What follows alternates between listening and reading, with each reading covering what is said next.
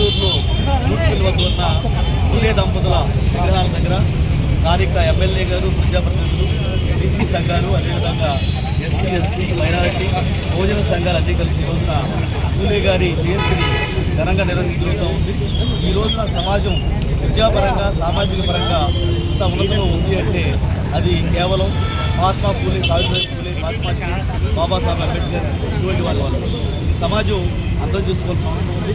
అదేవిధంగా మాలాంటి నాయకులందరూ కూడా సమాజానికి ఈ యొక్క భావజాలాన్ని అనుభవిస్తూ 1840 నుంచి జనవరి 1వ తారీఖున పుణే నగరం కేంద్రంగా మహాత్మా పూలే గారు, వారి చెల్లిబడి గారు సావిత్రిబాయి పూలే గారు, మహాత్మా షేర్ గారి సహకారంతో విద్యా సంస్థలు స్థాపించడం జరిగింది.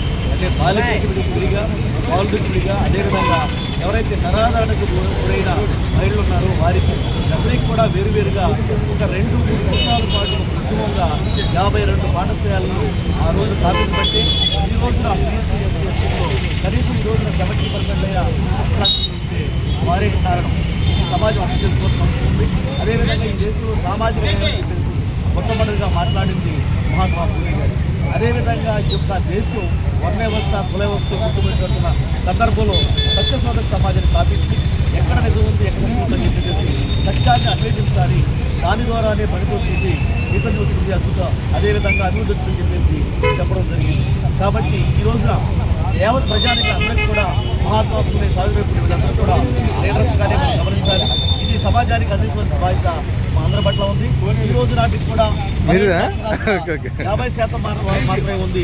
ఇది ఎప్పుడైతే 100% చేరిందో అప్పుడు మాత్రమే పూర్తి స్థాయి గణ్య వాళ్ళు అర్పించడం ఉంటుంది. ఈ సందర్భంలో ఈ ప్రభుత్వాలు కానీ అదేవిధంగా ఈ సంఘాలన్నీ కూడా ఈ యొక్క దేశంలో 100కి 100% అక్షరాస్యత తీసుకురావడమే ముఖ్య ఉద్దేశంగా భావిస్తూ ఈ మహోన్నత కార్యక్రమంలో మా బహుజన ఆఫీసర్స్ అండ్ ఎంప్లాయీస్ అదేవిధంగా నిర్వహించేందుకు ఇక్కడ వేదిక మీద ఉన్న నాయకులు లంకా వెంకటేశ్వర గారు, గోపాలకృష్ణ గారు, అనేక మంది నాయకులందరూ ఉన్నారు. ఈ నాయకులందరూ కూడా హృదయపూర్వకమైన ధన్యవాదాలు తెలియజేస్తున్నాం. జై భీమ్, జై భారత్, జై భీమ్, జై భారత్.